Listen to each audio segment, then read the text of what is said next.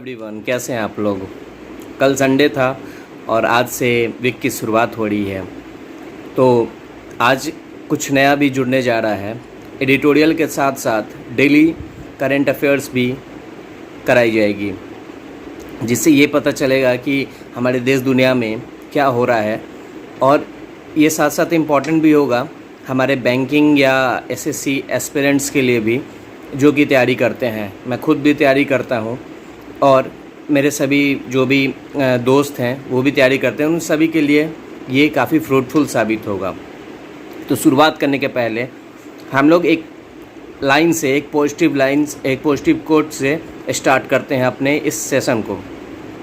कहा गया है कि you should have the hunger for success but you must have the thirst for learning.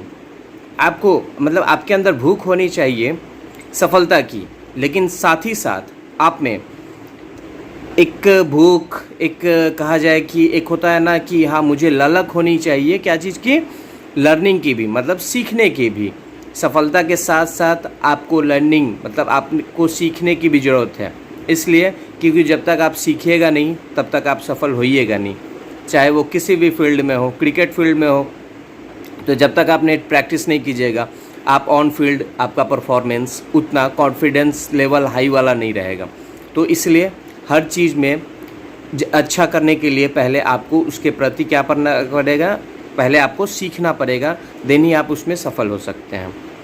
पहले आज हम लोग स्टार्ट करते हैं द हिंदू के वोकैब से। और मैं बताऊंगा कि आज 5 एडिटोरियल था द हिंदू के पेपर में, बट उसमें से एक ही एडिटोरियल है जो हमारे एग्ज़ाम के पॉइंट ऑफ व्यू से इम्पॉर्टेंट है। ठीक है, तो पहले हम लोग वर्ड मीनिंग लिखते हैं। ठीक है, पहले हम लोग वर्ड मीनिंग लिख लेते हैं, देन उसके बाद हम लोग किया जाएगा कि हाँ कौन सा इम्पॉर्टेंट था एडिटोरियल, कौन सा नहीं था। ठीक है, या पहले हम बता ही देते हैं कि आर्टिकल 5 थे, उसमें से कौन सा इम्पॉर्टेंट आर्टिकल था पॉइंट ऑफ व्यू, एग्ज़ाम के पॉइंट ऑफ व्यू से। पहला आर्टिकल था क्लियर एंड डिस्टिंक्ट। मतलब इसमें पूरे आर्टिकल में ये बताया गया था कि ये जो चुनाव हुआ केरल, पुडुचेरी, पश्चिम बंगाल का, ठीक है, तो इसमें ये दिखाया गया कि हर एक पॉलिटिकल पार्टी के लिए इसमें सीख क्या थी।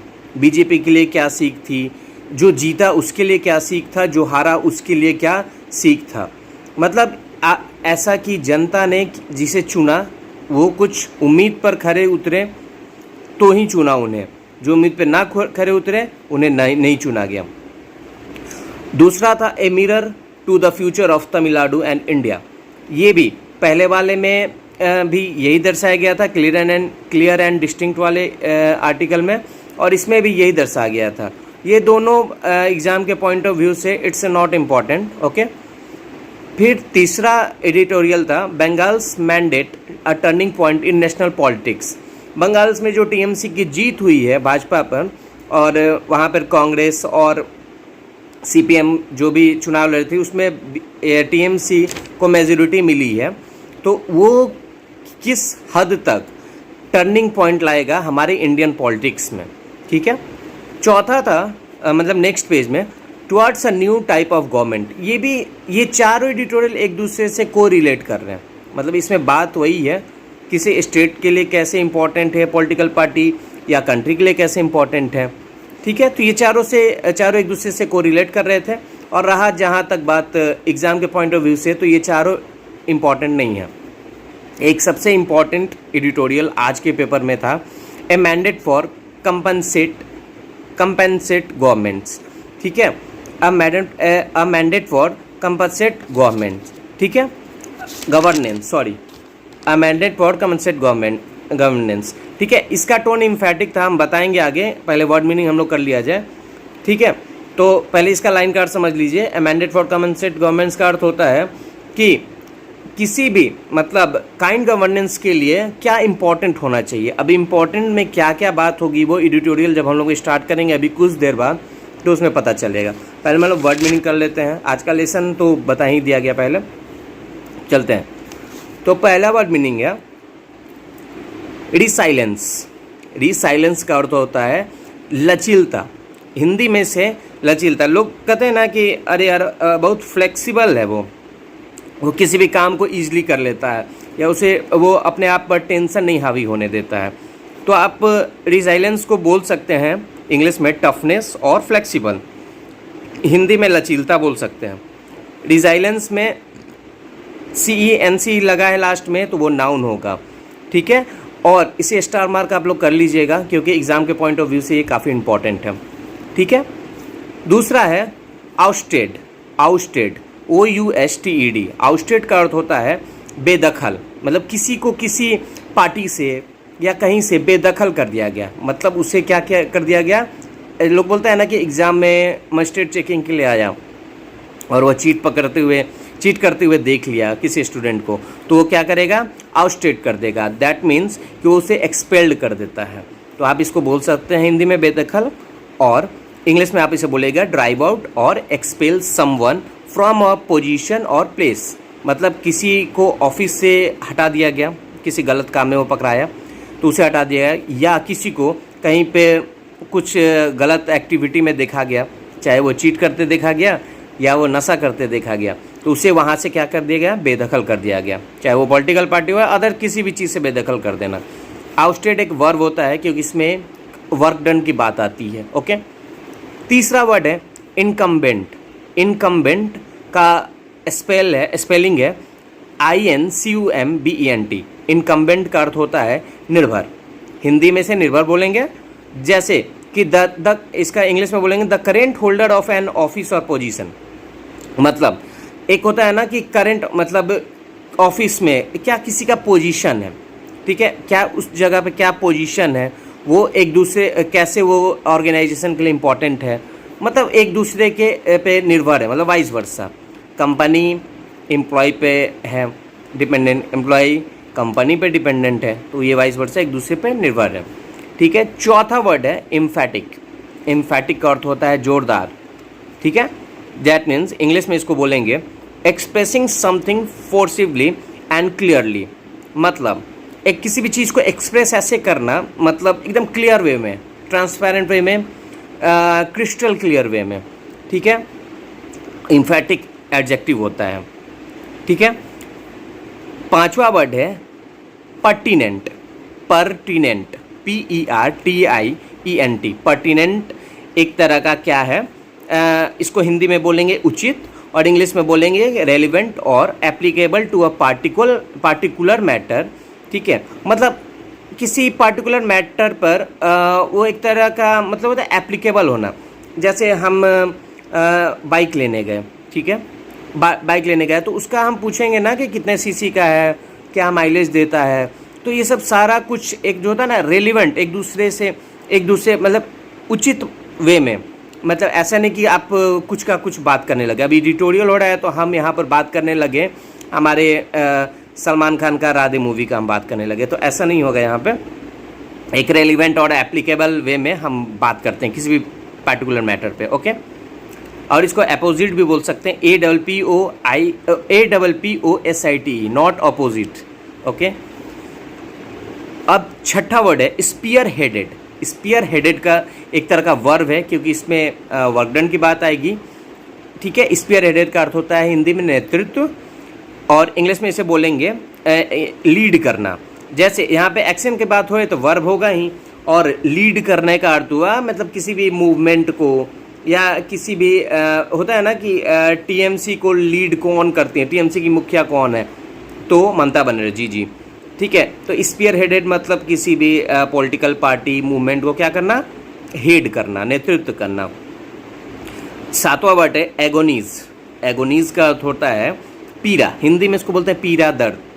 इसको इंग्लिश में बोलेंगे एक्सट्रीम फिजिकल और मेंटल सफरिंग, मतलब फिजिकल के साथ साथ मेंटली भी हराश होना किसी भी बातों को लेकर, ये हमारा कहलाता है एगोनीज, ठीक है। एगोनीज प्लूरल फॉर्म है और एगोनी उसका क्या है, सिंगुलर फॉर्म है। और आप एगोनीज क्या पूछिएगा कि क्या है, वर्ब है, नाउन, एडजेक्टिव है, तो ये नाउन है, ओके। आगे चलते हैं हम लोग। आठवां वर्ड कैटेस्ट्रॉफिक। कैटेस्ट्रॉफिक का अर्थ, ये बेसिकली ना कैटा वर्ड इसका रूट वर्ड है। इसका रूट वर्ड कैटा है। जैसा आपको अगर नहीं पता है तो आप जान लीजिए कि कैटा का अर्थ होता है डिजास्टर, कोई ऐसी चीज़ जो बहुत तबाही मचा दे, जैसे कि कोविड-19, ठीक है, निपा वायरस से जो केरल इन्फेक्टेड हुआ था, जो कि हम लोग एडिटोरियल में पढ़ेंगे। तो ये एक तरह का क्या है, डिजास्टर है, ठीक है, जिससे बहुत सारे लोग सफ़र्ड हुए, एक बहुत संख्या में लोग सफ़र्ड हुए। और कैटेस्ट्रॉफिक का अर्थ हम जानते हैं, तो कैटेस्ट्रॉफिक का अर्थ होता है आपत्तिजनक, ठीक है। इसका इंग्लिश में वर्ड है इन्वॉल्विंग और कॉजिंग, मतलब किसी भी चीज़ में जैसे आप लिप्त हो, आपत्तिजनक स्थिति में आप पाए गए, ठीक है, तो इसका अर्थ यही हुआ। नौवा वर्ड है टर्बुलेंट। टर्बुलेंट का अर्थ होता है नॉट स्टेबल, मतलब नॉट स्टेबल का अर्थ हो गया कि मतलब स्थिर नहीं रहना, एकदम उथल पुथल वाला माहौल, ठीक है, उसी को हम लोग बोलते हैं टर्बुलेंट। टर्बुलेंट एडजेक्टिव होता है, और कैटेस्ट्रॉफिक भी एडजेक्टिव होता है। अगर मैंने नहीं बताया तो अभी बता दे रहा हूँ, सॉरी, ठीक है। और जैसे आज का समय एक टर्बुलेंट, आज का समय क्या है, टर्बुलेंट है, मतलब एकदम स्टेबल नहीं है, काल्म नहीं है, कहीं से कभी भी किसी का खबर आ जा रहा है, हम लोग के रिलेटिव वे में भी, कि इनकी मौत कोरोना से हो गई या कोरोना से ये सफ़र्ड है। तो आज का माहौल भी टर्बुलेंट टाइप का ही है, ठीक है। 10वां और लास्ट वर्ड है मॉर्बिडिटीज़,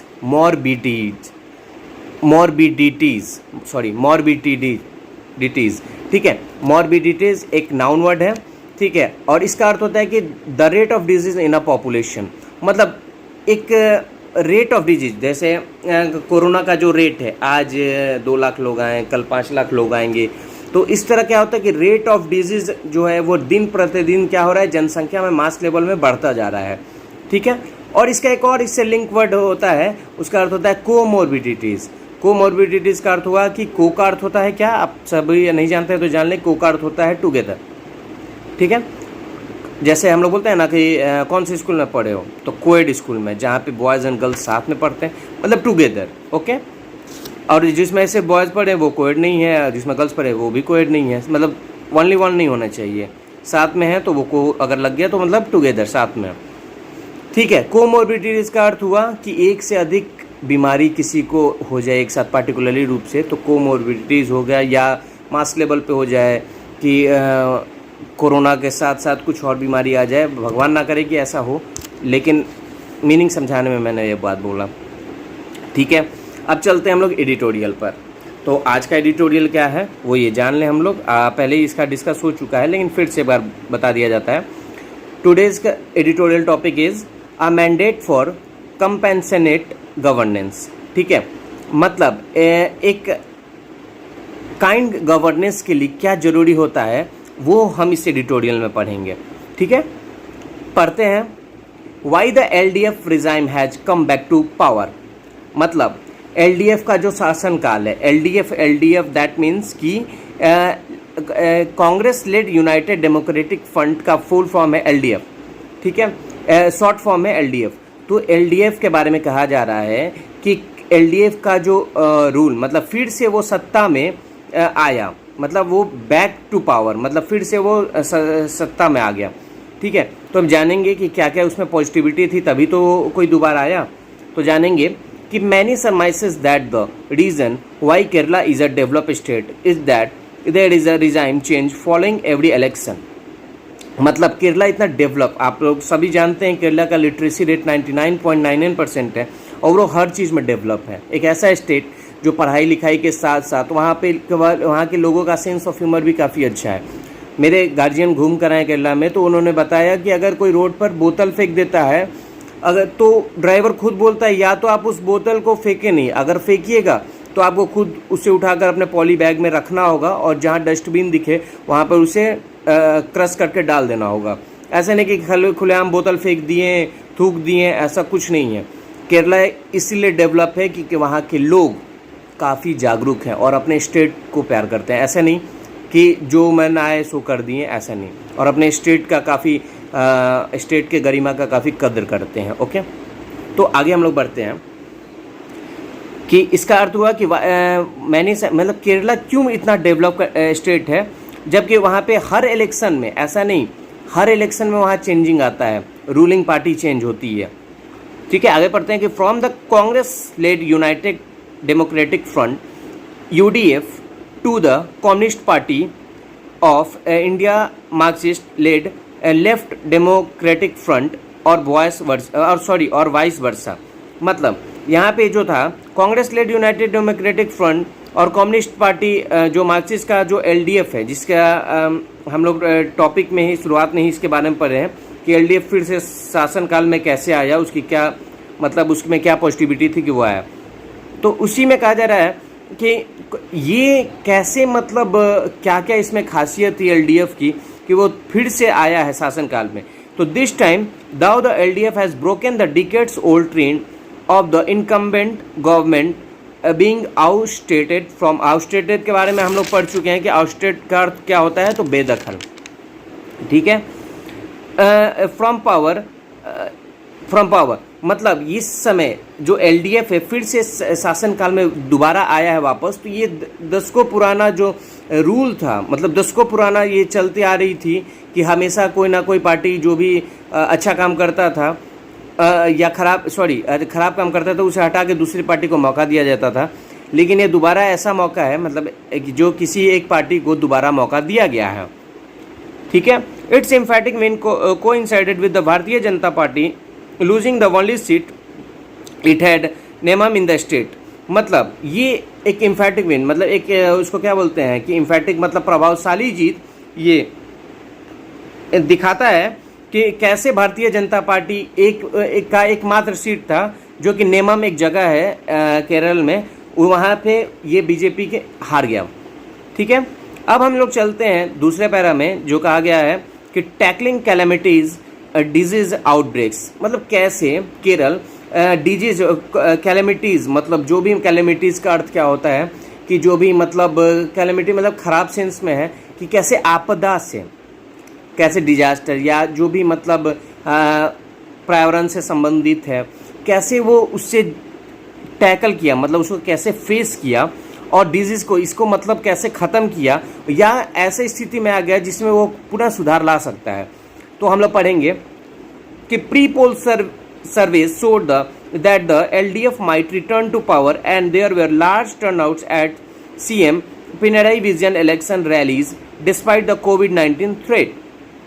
मतलब इसमें कहा जा रहा है कि पिनराई विजयन, मतलब इस पूरे पैसेज में हम लोग ये देखेंगे कि इसमें एलडीएफ पार्टी और पिनराई जो सीएम पिनराई विजयन है उनकी काफ़ी तारीफ ने ऑथर ने की है। तो वही ये लाइन में कहा गया है कि मतलब ये कोविड-19 की सिचुएशन में भी, जबकि उतना ज़्यादा प्रचार प्रसार पे उतना ज़्यादा खुलेआम छूट नहीं था, फिर भी प्री पोल सर्वेज ने बता दिया था कि इस बार जीतेंगे तो एलडीएफ ही जीतेगा और उन्हीं का पार्टी जीतेगा, क्योंकि इस रैलीज में कोविड-19 थ्रेट के बावजूद इतना ज़्यादा लोगों को विश्वास था इस पार्टी पर कि उन्हें विश्वास था कि ये जीतेगा ये पार्टी।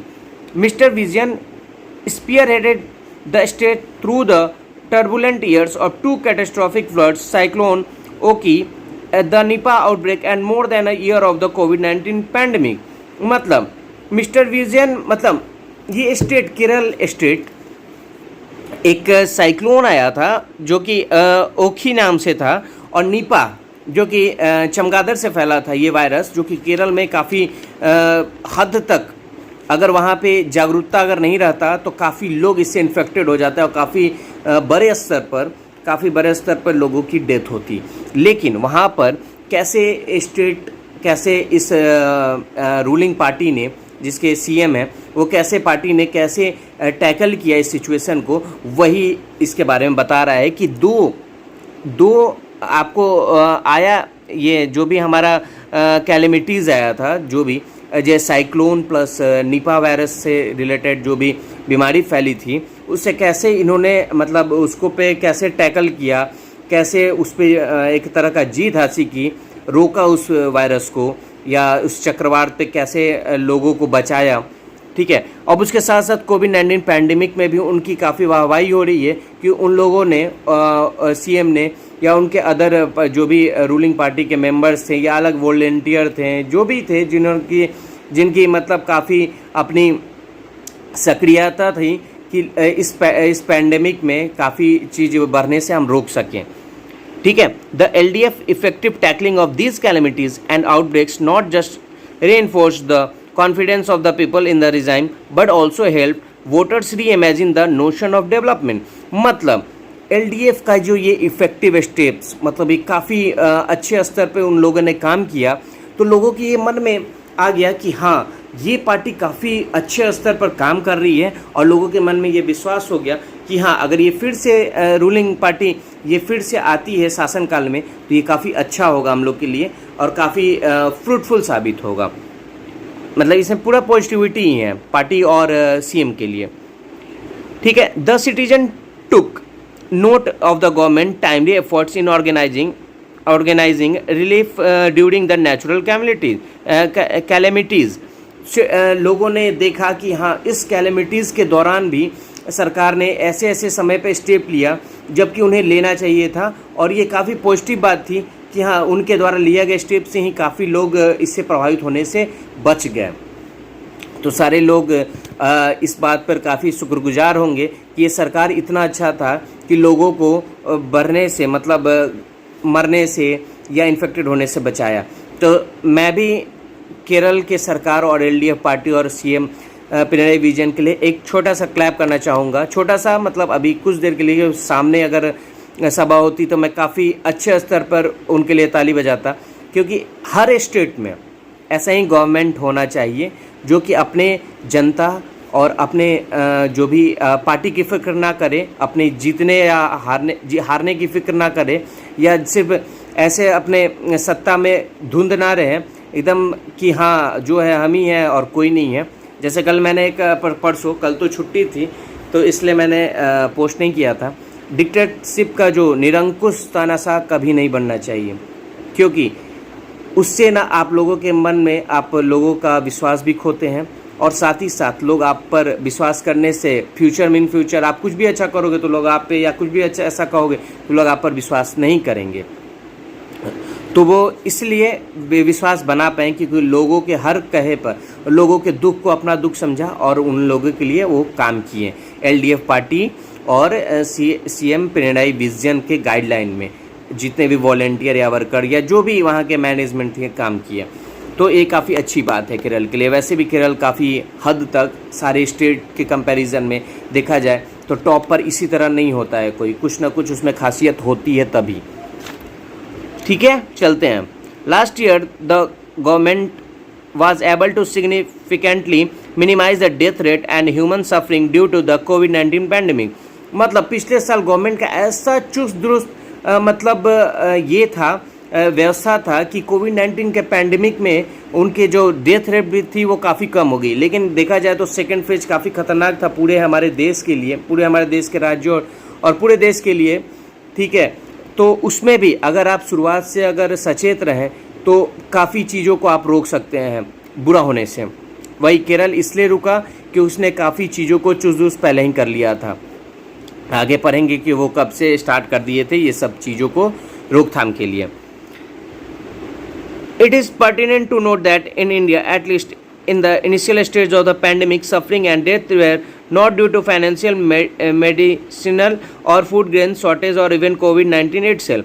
मतलब शुरुआत में जो भी मृत्यु हुई वहाँ ऐसा नहीं था कि हाँ दवा की कमी से या अनाज की कमी से या अदर मेडिकल चीज़ों की कमी से, दवा की कमी या जो भी होते हैं मेडिकल चीज, उनकी कमी से मौत नहीं हुई थी। मौत वहाँ पे इसलिए हुई थी but poor governance and wrong prioritisation of option.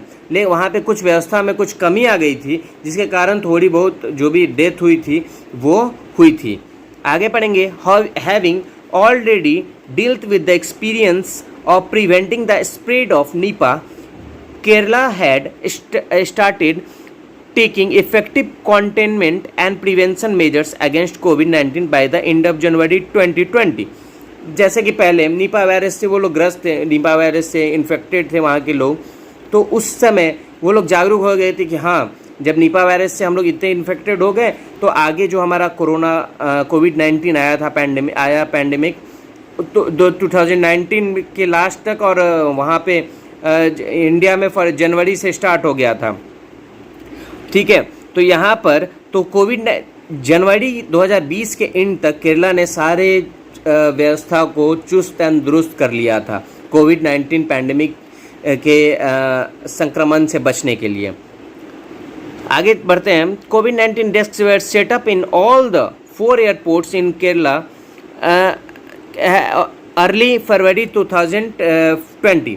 मतलब केरल ने कोविड-19 डेस्क का सेटअप पहले ही कर लिया था और अपने चारों एयरपोर्ट पर, केरल में चारों एयरपोर्ट पर वो ऐसा व्यवस्था कर दिया था कि वहाँ पे जितने भी लोग बाहर से आए उनका चेकअप हो, और अगर जो कोविड-19 से इन्फेक्टेड हैं उन पे उनको उनका अलग मतलब जो भी होता है चिकित्सा की उपचार किया जाए, या जो भी समथिंग उनको रोका जाए, ठीक है, क्योंकि उनके जाने से स्टेट में ये फैले ना और भी लोग इन्फेक्टेड ना हो।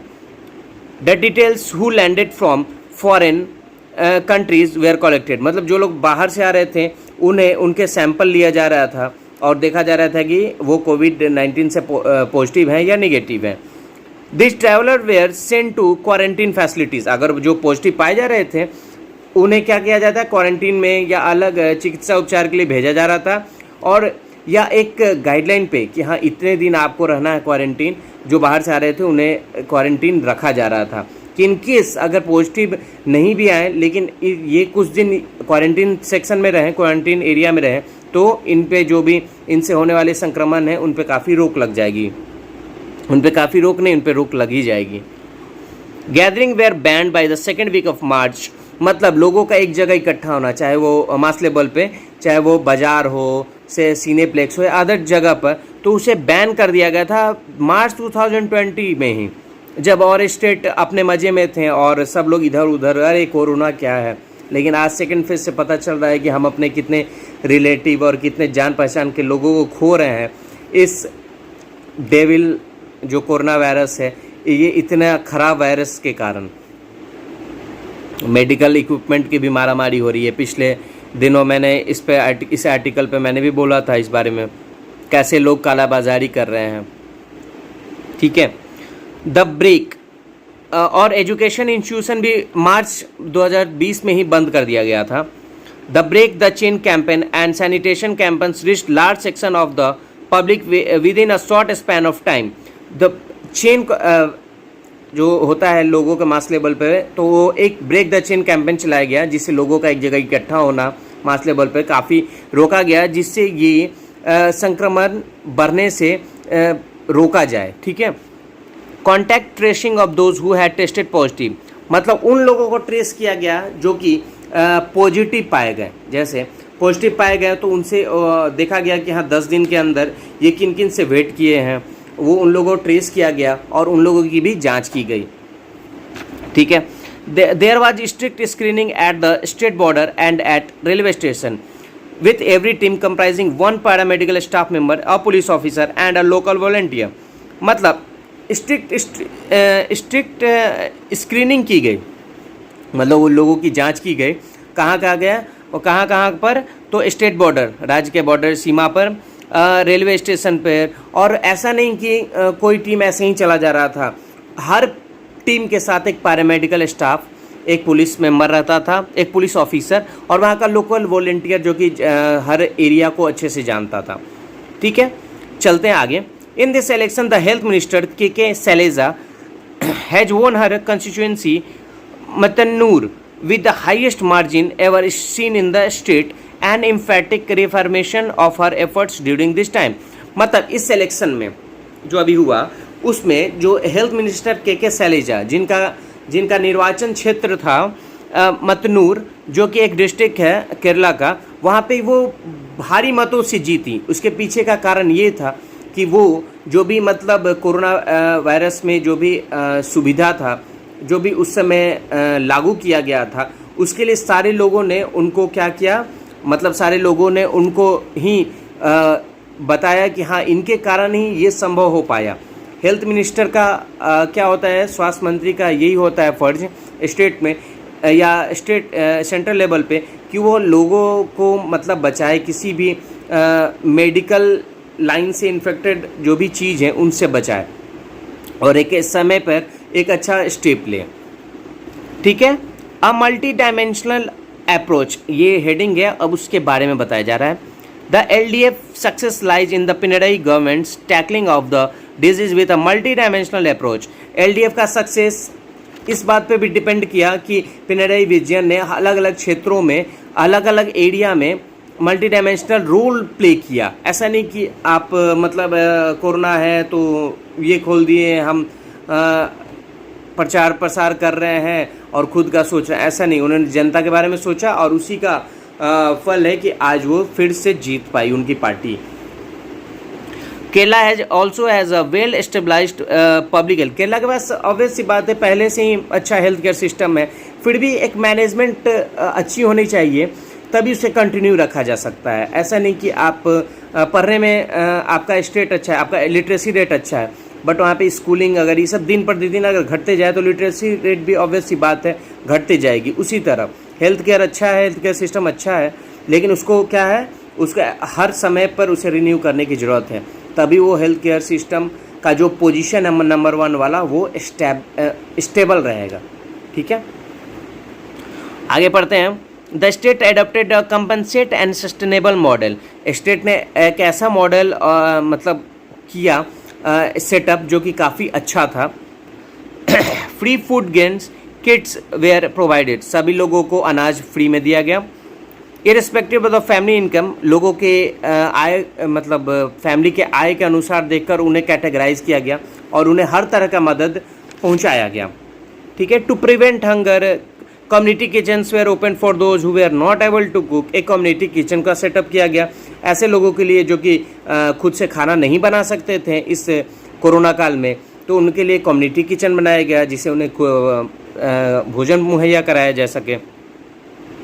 अब देखिए, अब हम लोग 4 पैरा है तो हम इससे क्या करेंगे, स्क्रीमिंग करेंगे। स्क्रीमिंग का अर्थ होता है बस ऊपर से पढ़ें और मेन आइडिया को ग्रैब करके उसके बारे में बताएं कि हाँ इस पैरा का क्या अर्थ है। स्क्रीमिंग का यही अर्थ होता है कि मेन आइडिया को क्या करें, ग्रैब करें। ओके, तो हम फ्लो में पढ़ेंगे, ठीक है, और जानेंगे कि हाँ क्या है। तो mister vision and Miss Salazar address the people every day via mass media to alleviate the agonies related to the pandemic. In addition, the government made arrangement to take care of the emotion need of school children, and Mr. Vision appealed to men to help women in household work. मतलब ये इस para का अर्थ है। पहले तो हम इसमें point out करेंगे कि इसमें कहा गया कि मिस्टर विजन ने अपील किया पुरुष से, मतलब मेन से, कि आप अपने घर के घरेलू कामकाज में महिलाओं का हाथ बटाएं, जिससे उन्हें सपोर्ट की फीलिंग आएगी और उन्हें ऐसा नहीं कि अचानक से बच्चे स्कूल जाते थे और जो हस्बैंड थे या जो भी अदर मेंबर थे वो अपने अपने कामों पे जाते थे, अचानक से वो घर पर आ गए तो लोड तो बढ़ता है ना। ऐसे तो सुबह और शाम की बात होती थी, लेकिन पूरे दिन लॉकडाउन में अगर कोई घर पर रहेगा तो लोड तो रहेगा ना। तो एक दूसरे को सपोर्ट करने की बात आई कि हाँ आप अपने घर की महिलाओं का हर काम में हाथ बटाएं। तो मतलब इस लाइन का अर्थ है कि सपोर्ट मतलब support each everyone. Okay, supported everyone. और दूसरा हम क्या बोल रहे थे कि एक और लाइन था इसमें जो कि बताया गया था कि स्कूल चिल्ड्रन का टेक केयर, मतलब स्कूल चिल्ड्रन का देख रेख करने का काफ़ी ज़रूरत है, क्योंकि स्कूल नहीं जाएंगे तो उन्हें अलग अजीब टाइप का फील होगा। क्योंकि स्कूल जाना एक काफ़ी अच्छा बात होता है जिसमें लोगों से, दोस्तों से मिलना और जो भी स्पोर्ट्स एक्टिविटी में पार्टिसिपेट करने से लगता है कि बच्चे पढ़ने से पता चलता है कि बच्चे भी काफ़ी अपना अलग अलग चीज़ों में अलग अलग रोल प्ले करते हैं, तो वो भी काफ़ी खुले रहते हैं। बट लॉकडाउन में तो बच्चे स्कूल जा नहीं पा रहे हैं अभी तक, फ़िलहाल सेकेंड फेज़ में तो और स्थिति ख़राब हो गई है। दूसरा मतलब सॉरी, अब हम चलेंगे आगे वाले स्टेप में। इसका भी, इस पैरे का भी हम लोग स्कीमिंग करेंगे, मेन आइडिया को पकड़ेंगे तुरंत पढ़कर। Migrant workers were term guest workers and camps were setup for them. They were provided with the food of their choice. Each camp had a multilingual guard beside health and recreation facilities. The state also provided for the safe return of those guest workers who wanted to join their families in their respective native of place. मतलब migrant workers जो अलग अलग state से केरला में work करने गए थे उन्हें गेस्ट वर्कर्स का दर्जा दिया गया, और ऐसा नहीं कि आपको कुछ भी खाने में दे दिया जा रहा था, आपके रूटीन अनुसार, मतलब आपके पसंद से रूटीन वाइज खाना प्रोवाइड किया जा रहा था। और उसमें ये लिखा गया दे provided with the food of their choice, मतलब उनके चॉइस पर उन्हें फूड प्रोवाइड किया जा रहा था।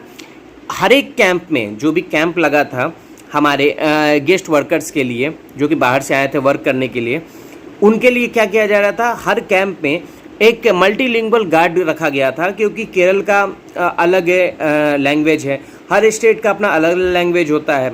बांग्ला बोला जाता है कोलकाता में, पश्चिम बंगाल में, असम में, वहीं जो भी नियरेस्ट उसके हैं स्टेट वहाँ पे बोला जाता है। बिहार में भोजपुरी, अलग अलग हर क्षेत्र का अलग अलग अपना लैंग्वेज होता है।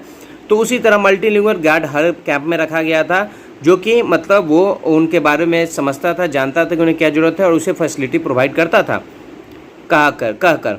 The state also provided for the safe return, और जो वर्कर जैसे बिहार, यूपी, असम, पुडुचेरी, अदर क्षेत्रों से जहाँ भी के भी वर्कर वहाँ गए थे केरल में, उन्हें ये प्रोवाइड किया गया था कि आप केरल में जहाँ वर्क करने गए थे वो लोग क्या कर रहे थे, उनके रिटर्निंग का मतलब उनके नेटिव प्लेस, मतलब जहाँ पर उनका घर है वहाँ पर उन्हें जाने का क्या किया जा रहा था, बंदोबस्त किया जा रहा था। ठीक है, आगे बढ़ते हैं हम लोग। इस लास्ट दो पैरा का भी हम लोग स्कीमिंग करेंगे, मेन आइडिया को निकालेंगे। और सबसे अपील ये है ना कि अगर इधर हम एडिटोरियल का इधर डिस्क्राइब करते हैं, ठीक है, तो जो भी आप लोग को लगता है कि हाँ ऐसे करना चाहिए, या जो आप लोग को कुछ कमी लग रहा है, तो आप लोग कमेंट जरूर करेंगे।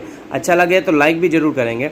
और साथ ही साथ ये भी आप लोग कीजिएगा कि इधर हम डील कर रहे हैं तो आप लोग भी खुद से एक बार पढ़ने का आदत बनाइएगा, कि अगर जो नहीं पढ़ रहे हैं, जो पढ़ रहे हैं उनके लिए अच्छा है, उनके लिए क्लैप है, और जो नहीं पढ़ रहे हैं वो शुरुआत कर देंगे कि हाँ वो भी पढ़ेंगे तो उन्हें ज़्यादा समझ आएगी। और आप लोग पूरा देखेंगे ये वीडियो तो आप लोगों को ज़्यादा समझ आएगी, क्योंकि मैं अपने स्तर से अच्छा डे बाय डे कोशिश करूँगा।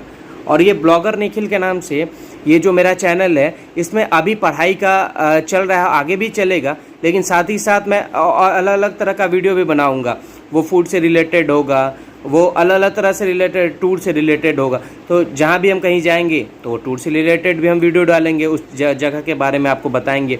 या मैं पटना से बिलोंग करता हूँ, तो यहाँ जो भी अच्छी चीज़ है, अच्छे रेस्टोरेंट है या अच्छा स्ट्रीट फूड जहाँ मिलता है, तो उसके बारे में भी डिस्क्राइब करेंगे कि हाँ यहाँ का ऐसा है, अगर आप लोकल हो तो आप वहाँ ज़रूर जाके टेस्ट करो। और अलग अलग चीज़ों पे भी मैं ब्लॉग करूँगा, मतलब बनाऊँगा। ब्लॉग का अर्थ ये कि आप मतलब अपने लाइफ से जो आपके डे बाई डे आपका घटित हो रहा है, आप उस पर एक लोगों को भी बताएं कि हाँ ऐसा हुआ ऐसा हुआ।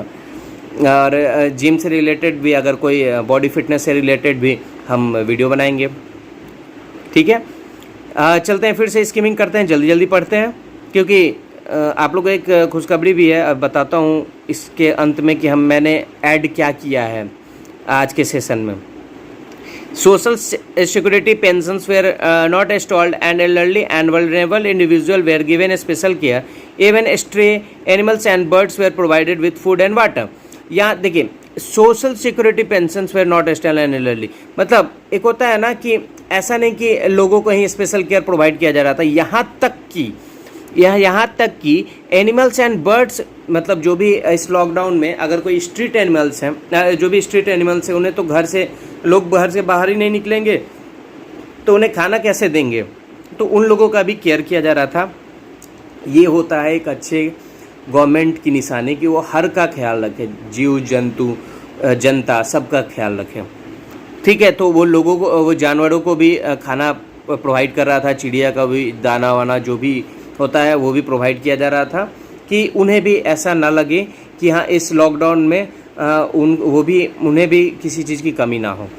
आगे चलते हैं। Gradually and systematically the government change the development paradigm and promoted a compensate, reliable and sustainable development plan to the public.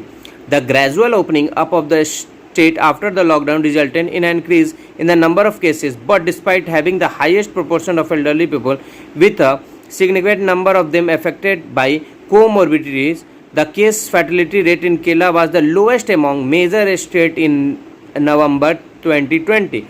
It is no wonder that the LDF regime has been rewarded for its idea of compassionate governance. देखिए, मतलब ये बताया गया इस last para में skimming करने पे पता चला कि हाँ इसका मेन आइडिया क्या था कि जहाँ पूरे यहाँ पे हुआ, ऐसा नहीं कि यहाँ पे लोग इन्फेक्टेड नहीं हुए, लेकिन और अदर स्टेट के रेट में, और अदर स्टेट के मतलब रेट में ये काफ़ी कम था।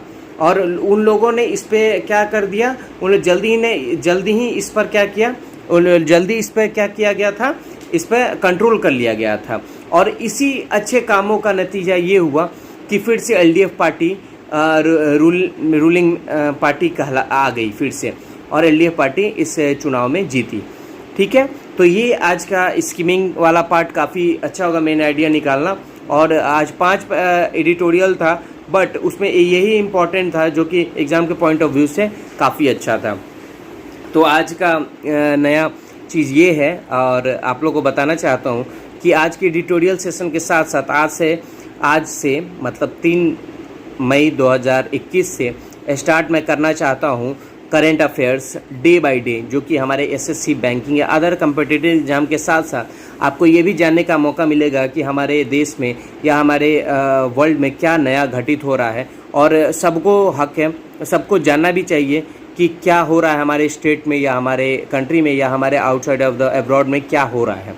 ठीक है, तो स्टार्ट करने के पहले कोशिश करेंगे कि हाँ ये सेशन भी मेरा अच्छा हो, और उम्मीद करते हैं कि आप लोग लाइक एंड कमेंट ज़रूर कीजिएगा कि ये वाला सेशन आज का जो स्टार्टिंग वाला है वो कैसा रहा। ठीक है, तो हम लोग चलते हैं 3 मई 2021 का करेंट अफेयर्स, बढ़ते हैं आगे। पहला न्यूज़ है, the National Commission for Women, NCW इसका शॉर्ट फॉर्म है, launched a message only helpline for providing assistance to expectant mothers. मतलब जो प्रेग्नेंट वुमेन है उनके लिए नेशनल कमीशन फॉर वुमेन ने एक क्या किया है, एक हेल्पलाइन नंबर जारी किया है कि ये जो भी हो, ये लोग के मतलब कुछ भी इन्हें ज़रूरत हो तो ये प्रोवाइड करेगा।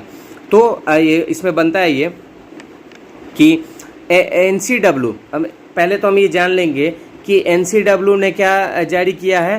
तो एक हेल्पलाइन नंबर जारी किया है जो कि जो भी प्रेग्नेंट वुमेन है उन्हें जो भी सुविधा मुहैया कराना हो उनके लिए ये सुविधा मुहैया कराएगी इस हेल्पलाइन नंबर पे, अगर आप कांटेक्ट करते हैं तो। अब हम लोग जानेंगे इसके बारे में, थोड़ा और जान लेते हैं कि the helpline was being set up in response to complaints of pregnant women facing difficulty in accessing medical aid. मतलब जो भी मतलब चिकित्सा से रिलेटेड अगर कुछ भी चीज़ों में कमी हो रही है इन्हें हॉस्पिटल में, तो ये क्या करेंगे, उस पर ये कार्रवाई करेंगे और इस चीज़ों को सुधार करेंगे। ठीक है, इस हेल्पलाइन नंबर के थ्रू, जैसे फायर का, पुलिस का अलग अलग हेल्पलाइन नंबर होता है, उसी तरह प्रेग्नेंट वुमेन के लिए भी NCW ने क्या किया है, एक हेल्पलाइन नंबर जारी किया है। अब हम लोग नेशनल कमीशन फॉर वुमेन का फॉर्मेशन कब हुआ था, तो 1992 में। ठीक है, और इसे मतलब किसके कौन कंडक्ट करता है, तो गवर्नमेंट ऑफ इंडिया के द्वारा कंडक्ट किया, भारत सरकार के द्वारा कंडक्ट किया जाता है।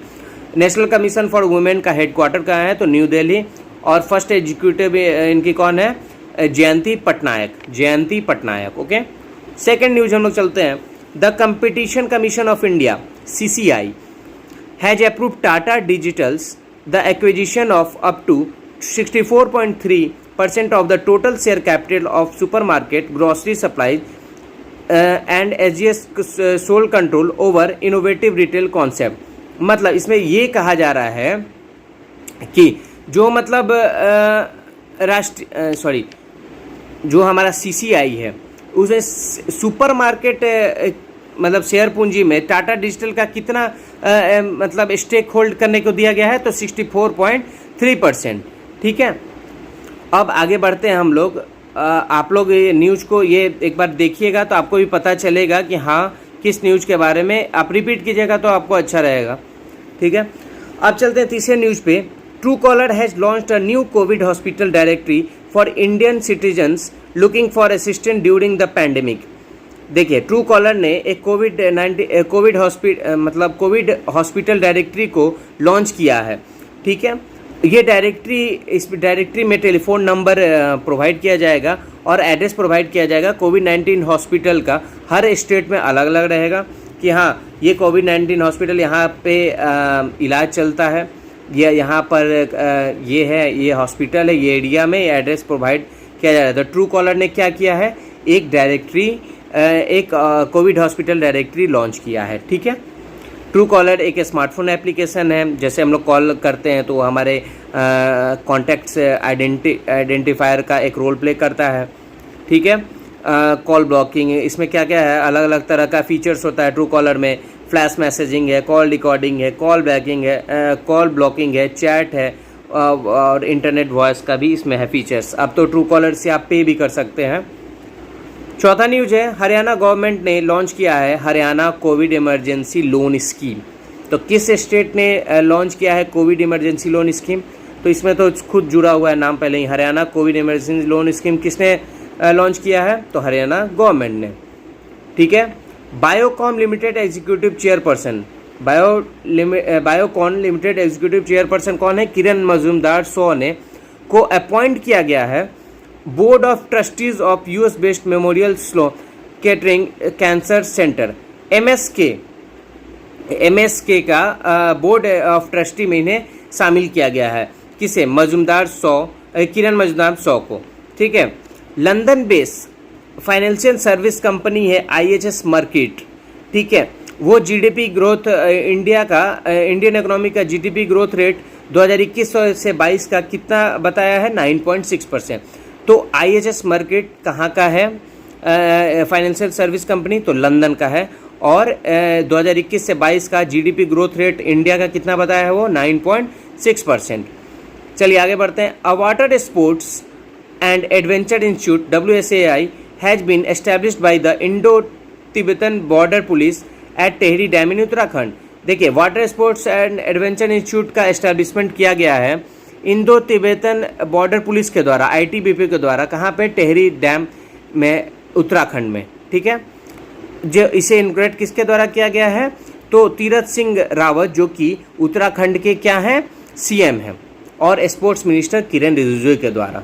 ठीक है, चलिए आगे बढ़ते हैं हम लोग। उत्तराखंड के CM आपको अभी बताया गया कि तीरथ सिंह रावत है, और वहाँ की गवर्नर कौन है? बेबी रानी मौर्य। चलिए अब चलते हैं उत्तराखंड से रिलेटेड कुछ बात हम लोग जान लेंगे। तो आसन कंजर्वेशन पार्क कहाँ है? उत्तराखंड में। आसन कंजर्वेशन पार्क कहाँ है? उत्तराखंड में। कंट्रीज का फर्स्ट मोस्ट गार्डन कहाँ है? उत्तराखंड में। कंट्रीज का फर्स्ट मोस्ट गार्डन कहाँ है? उत्तराखंड में। ठीक है, अब हम लोग बढ़ते हैं कि फर्स्ट पॉलिनेटर पार्क कहाँ पर है? तो कंट्री किसका मतलब इस कंट्री में, हमारे इंडिया में फर्स्ट पॉलिनेटर पार्क कहाँ है? तो उत्तराखंड में। Integrated model agriculture village scheme कहाँ पर है? तो उत्तराखंड में। राजाजी टाइगर रिजर्व भी कहाँ है? उत्तराखंड में। जिम कॉर्बेट नेशनल पार्क भी उत्तराखंड में है। चलिए ICICI बैंक ने, आगे बढ़ते हैं। ICICI बैंक ने अनाउंस किया है मर्चेंट स्टैक। ठीक है, ये क्या है? Set of the countries most comprehensive digital banking services specially curated for retail merchants. Retail merchants के लिए ICICI बैंक ने अनाउंस किया है merchant stack. Okay, ICICI bank का फाउंडेशन कब हुआ था? तो 5 जनवरी 1994। हेडक्वार्टर इसका कहाँ है? वडोदरा में, गुजरात में रजिस्टर्ड ऑफिस है। बांद्रा कुर्ला कॉम्प्लेक्स में इसका क्या है, कहाँ है हेडक्वार्टर? तो पहला वडोदरा गुजरात में रजिस्टर्ड ऑफिस है इसका। बांद्रा कुर्ला कॉम्प्लेक्स मुंबई में कॉर्पोरेट ऑफिस है। और अभी ICICI बैंक के चेयरपर्सन कौन है? हमारे गिरीश चंद्र चतुर्वेदी। ओके, गिरीश चंद्र चतुर्वेदी हैं। MD and CEO कौन है? Sandeep Bakshi. MD and CEO कौन है? संदीप बख्शी। ठीक है, the Morarji Desai national institute of yoga under Ayush ministry is offering online yoga training programmes. देखिए, Morarji Desai national institute of yoga ने आयुष मिनिस्ट्री के अंदर में योगा ट्रेनिंग प्रोग्राम लॉन्च करने का सोचा है। ठीक है, और ये क्या है? लोगों को मतलब हेल्थ प्रोमोटिव होगा। ठीक है, आगे बढ़ते हैं। इंडियन आर्मी ने साइन किया है कि MOU National Integrity and Education Development Organisation NIDO के साथ एंड हिंदुस्तान पेट्रोलियम HPCL के साथ, हिंदुस्तान पेट्रोलियम कॉरपोरेशन लिमिटेड। ठीक है, हिंदुस्तान पेट्रोलियम कॉरपोरेशन लिमिटेड का हेडक्वार्टर मुंबई में है और HPCL के CEO हैं मुकेश कुमार सुराना। आर्मी डे कब मनाया जाता है? तो 15 जनवरी को। ठीक है, 1949 से ही। The president of India is the supreme commander of the Indian army. जो भारत के राष्ट्रपति हैं वो सुप्रीम कमांडर हैं इंडियन आर्मी के। ठीक है, अब चलते हैं हम लोग, आगे बढ़ते हैं हम लोग। ठीक है, हाँ, IRDAI ने डायरेक्ट इंश्योरेंस को क्या अप्रूव नहीं होता है कि has directed insurance to approve covid related cashless claims within 60 minute of receiving appropriate documents from the claimant. जैसे कोविड-19 से जो पर्सन ग्रसित थे, जिनका डेथ हो गया, तो उन्हें क्या क्लेम करने के लिए वो 60 मिनट के अंदर, इनका कहना है कि IRDAI क्या करेंगे, cashless claim, Covid related cashless claim को क्या करेंगे, अप्रूव कर देंगे। ठीक है, IRDAI का स्थापना कब हुआ था? 1999 में, और IRDAI का हेडक्वार्टर हैदराबाद में है, और सुभाष चंद्र खुंटिया इसके क्या हैं, चेयरपर्सन हैं। देखिए, Madhya Pradesh, the state government has launch the corona warriors scheme. तो कोरोना वॉरियर्स स्कीम किस स्टेट के द्वारा लॉन्च किया गया है? तो मध्य प्रदेश के द्वारा। ठीक है, अब ये भी आपको पता चलना चाहिए कि मध्य प्रदेश के CM कौन है? तो शिवराज सिंह चौहान, और गवर्नर आनंदीबेन पटेल है। और यहाँ पे क्या क्या है मध्य प्रदेश में, तो जान लेंगे। तो भीमबेटका केव्स, भीमबेटका गुफा उधर ही है। Buddhist monument at Sanchi, Sanchi stupa भी उधर ही है। खजुराहो टेम्पल भी हमारा कहाँ है? मध्य प्रदेश में ही है। देखिए, अब केरला से रिलेटेड न्यूज एक है। केरला गवर्नमेंट ने डिसाइड किया है कि decided to setup dedicate oxygen war rooms at the district and state levels to meet with the increasing demands. देखिए, ऑक्सीजन का डिमांड बढ़ने पर ये क्या किया है, केरला गवर्नमेंट ने सोचा है कि वो ऑक्सीजन वार रूम्स क्या करेंगे, सेटअप करेंगे, जिससे वो ऑक्सीजन का मुहैया करा सकें। ठीक है, केरला में कौन कौन बता देते हैं कि इम्पॉर्टेंट जगह क्या है, इम्पॉर्टेंट चीज़ क्या है वहाँ का। तो चेराई बीच केरला में है। वल्लमकली बोट रेस कहाँ होता है? केरला में होता है। केरला में ही Idukki dam on Periyar river, Periyar नदी पर इदुक्की डैम कहाँ पर है? केरला में है। केरला में ही पैम्बा रिवर बहती है, और वहाँ के गवर्नर कौन है? आरिफ मोहम्मद खान। अब आगे बढ़ते हैं हम लोग। क्या जस्टिस वीरेंद्र कुमार श्रीवास्तव ने एक सिटिंग जज, मतलब इलाहाबाद हाई कोर्ट में सिटिंग जज थे, और वो उनका ना निधन हो चुका है कोविड-19 से। काफ़ी दुख की बात है, भगवान उनकी आत्मा को शांति दे। Justice Srivastava was sitting at the Lucknow bench of the Allahabad high court, मतलब इलाहाबाद हाई कोर्ट में वो क्या थे? जस्टिस थे। ठीक है, और वो अब 1986 में उन्हें लॉ की डिग्री मिली थी। अभी यूपी के कौन है CM? तो योगी आदित्यनाथ। और चंद्रप्रभा वाइल्ड लाइफ सेंचुरी कहाँ पर है? तो यूपी में है। दुधवा नेशनल पार्क कहाँ है? यूपी में है। और नेशनल चंबल सेंचुरी कहाँ है? यूपी में है। तो आज का सेशन यही समाप्त होता है, एडिटोरियल प्लस करंट अफेयर्स के द्वारा। ठीक है, के साथ, सॉरी, द्वारा नहीं। आप लोग लाइक करें, सब्सक्राइब करें एंड कमेंट ज़रूर कीजिएगा कि आपको कमी लग रहा है, क्या अच्छा है, क्या बुरा है। तो डे बाय डे सुधार लाऊंगा मैं इसमें। ठीक, और डेली ये होगा editorial plus current affairs, Monday to Saturday. Okay, क्योंकि संडे फंडे होता है तो उस दिन भी इंजॉय करें, क्योंकि काफ़ी समय लगता है यूट्यूब पे अपलोड करना, वीडियो बनाना, लगातार बोलना। क्योंकि अभी एक भी मिनट का गैप मैंने नहीं लिया, लगातार बोल रहा हूँ। तो इससे फ़ायदा मुझे भी है, क्योंकि हम भी बैंकिंग एस्पिरेंट्स हैं, तो मेरा भी अपना प्रैक्टिस होगा, मुझे भी याद होगा, साथ ही साथ मेरा इंग्लिश कॉम्प्रिहेंसन, इंग्लिश रीडिंग अच्छा होगा। तो सबको पता है कि इंग्लिश का जो प्रॉब्लम सबका है, बैंकिंग हो या SSCA हो, तो उसके लिए काफ़ी ये सुधार होगा। आप लोग अपना कमेंट, लाइक एंड सब्सक्राइब जरूर कीजिएगा। तो आज के लिए सेशन यहीं पे समाप्त होता है। आप लोग अपना ख्याल रखें, अपना अच्छे से देख रेख करें, और इस कोरोना काल में खुद को बचाए रखें, और अच्छे से तैयारी करें। चलिए, ओके, चलिए, बाय, टेक केयर।